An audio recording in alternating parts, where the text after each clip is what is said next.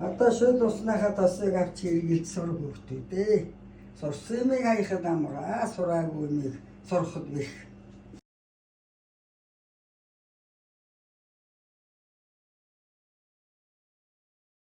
Өөхөн тосыг бол харилтгүй. Өөхөн тос чинь тэгээд орцоо гэж 3-4 хайрал жижигээр хэрэглэн шүү дээ.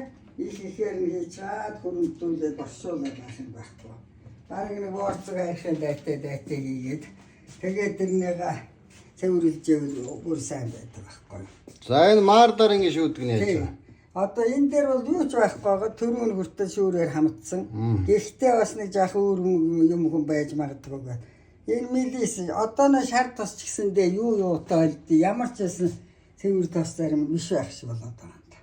Энэ бол бүр ориг таавахаас өөр хэцүү. Энэ бол одоо ямар ч одоо юмгүй маш гоё шүүсэн цэвэр сайхан. Бараг шар